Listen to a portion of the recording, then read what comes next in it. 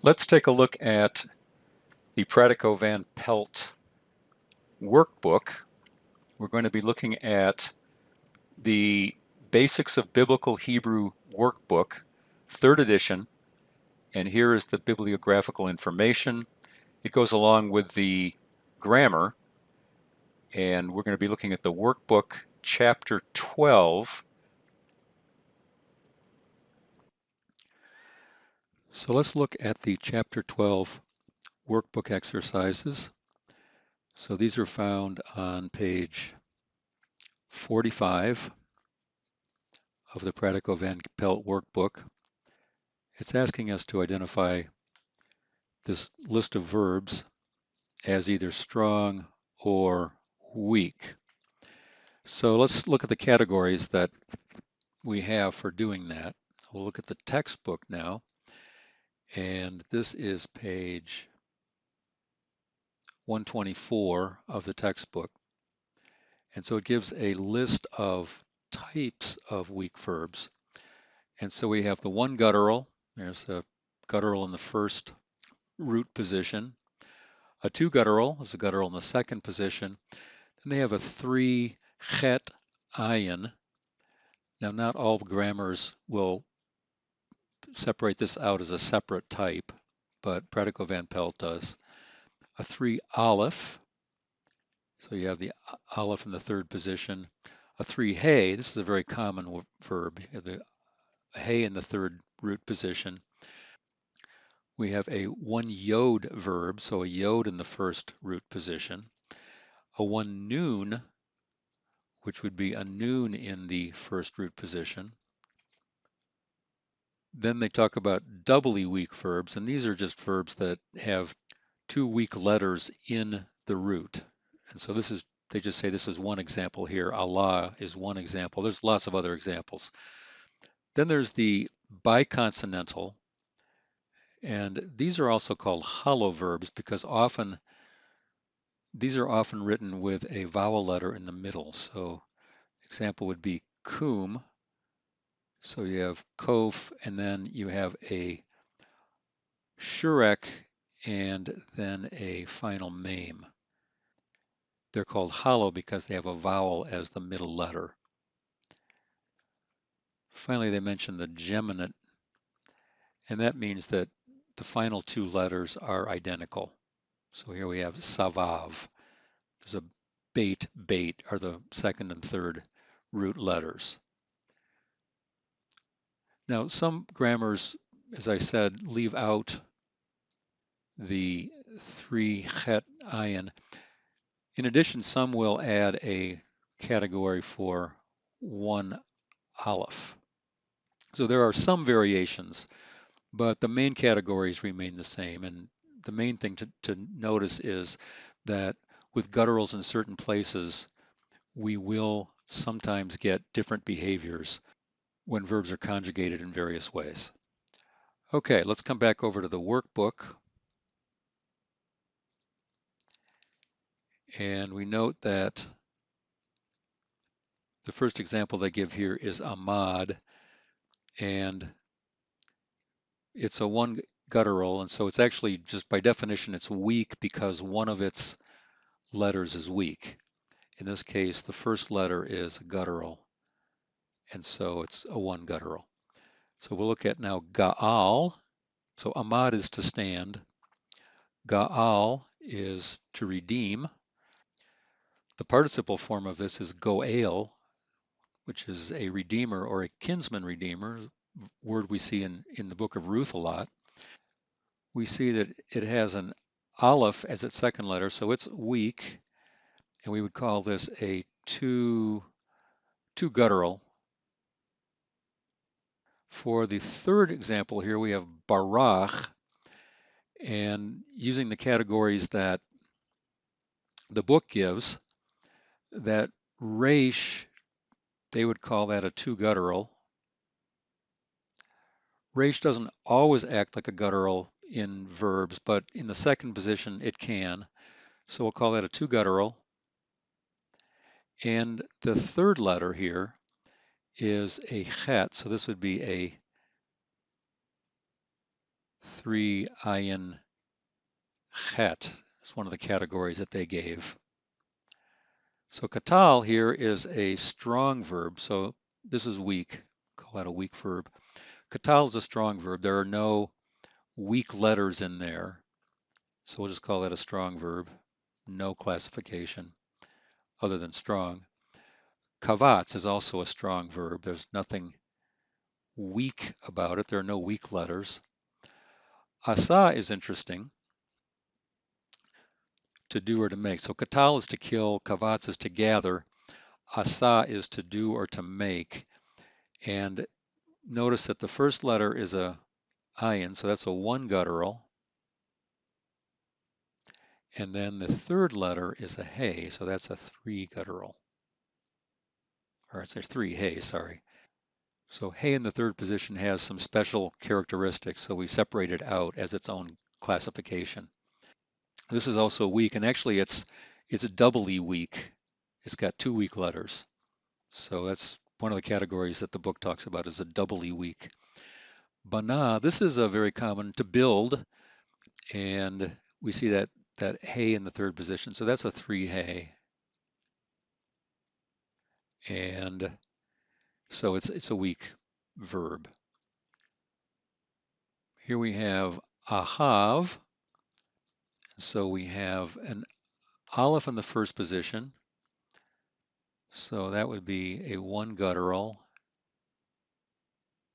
And then a hey in the second position also makes it a two guttural. So this would also be, I guess this would be doubly weak using the book's classification. Okay, anything else that's interesting here? Katav is strong. Savav is a geminate, so that's a geminate verb, and that would make it weak. Let's see if there's anything else that we haven't seen before. So number 11, matzah, we see an aleph in the third root position. So this is a three aleph verb, and that's weak. Anything else that we can, here's something that's interesting. We've got ra'ah. So looking at number 13, resh in the first position is not as interesting as resh in the second position, but we can call this a one guttural. The ayin a two guttural, ayin in the second position, and then hey in the third position, a three hey. And that is weak. I guess we could call it triply weak. And shamar is strong, and then Allah, we've already seen a three hey, so we don't need to spend a lot of time on that. So let's go down now and look at the Bible translations. This will be on page 46. And notice what it says here. It says that each of the following texts will have one or two perfect verbs that are third masculine singular and may be translated by the English simple past or present perfect tense. So we'll take a look at these. Now that we're looking at verbs, we can actually begin to translate Bible verses, and that's really what we're studying the language for. This should be accented on the first syllable. This should be lechem. So lechem lo akal umayim lo shata. Okay, so we have lechem is bread. So bread and lo is not. Akal would be Cal perfect third masculine singular. He ate. We have not, and then he ate. So bread he did not eat, meaning past tense. Umayim, water, and water, lo shata. Cal perfect 3ms. He drank, and so he did not drink. Literally, bread he did not eat, and water he did not drink. Let's take a look at number 2. So we have Ko Amar Adonai, which is the way that the Jews pronounce the four-letter word Yod He Waw He, the name of God. So Ko Amar Adonai Tzvaot. Elohei Yisrael. Okay, so Ko thus Amar says, and this would probably be present tense, even though the Cal Perfect 3MS is often past tense. This seems to be God talking. So, thus Amar says, the Lord, Tzivaot, of hosts. So, the Lord of hosts. And then Elohei Yisrael. This is the construct of Elohim, and it's plural, but it's referring to God in the singular. So this would be, and then Yisrael, Israel, so the God of Israel. It's a construct chain here. This is the construct chain, goes together. Israel is definite, so it'd be the God of Israel. The word Elohei or Elohim is not definite.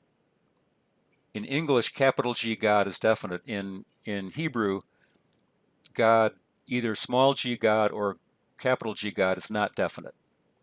Let's look at the next one here, Genesis 3:22. All right, so we have Hein Ha'adam Chaya Ke'achad. Mimenu. Okay, so the first word here is Hein. That's a form of the word for behold. And then Ha'adam, that is the man. Chaya is or perhaps has become in this context, as we'll see in a second. Chaya, this is the verb chaya, and it's third masculine singular, Cal Perfect. We have the preposition kaf, along with the number achad, so as one, and then mimenu. This is the preposition min put together with the pronominal suffix nu, mimenu, so from us. So this turns out then to be, so behold, the man has become as one, literally from us, but we'd say probably one of us. And then it goes on to say, knowing good and evil.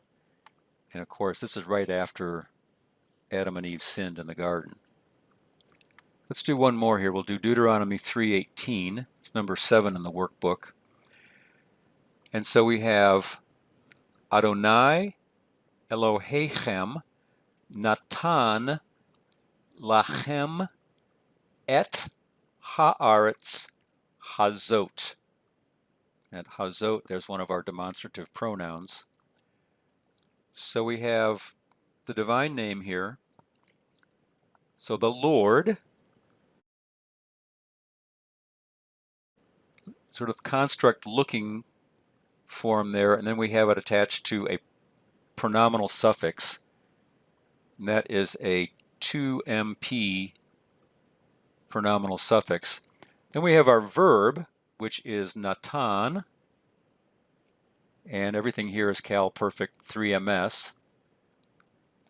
Then we have lachem, so this is our preposition lamed put together with the same pronominal suffix that we saw over here, a 2MP, so it's lachem, to you.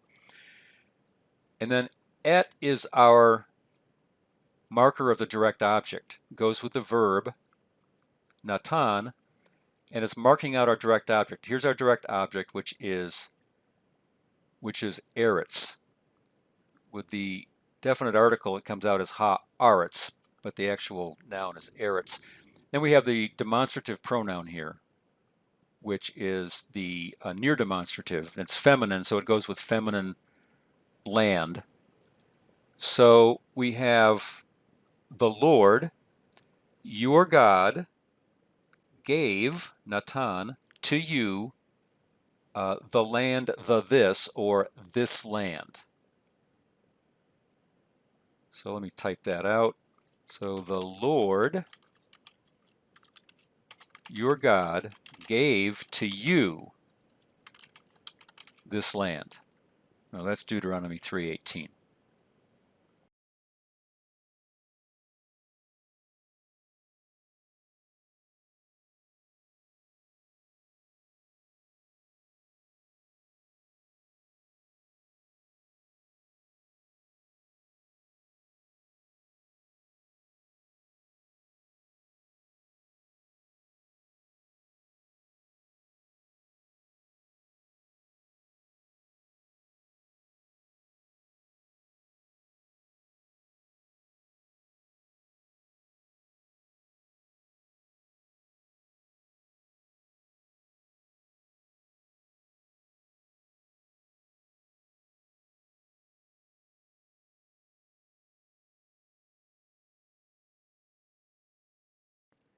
Now we have the word for God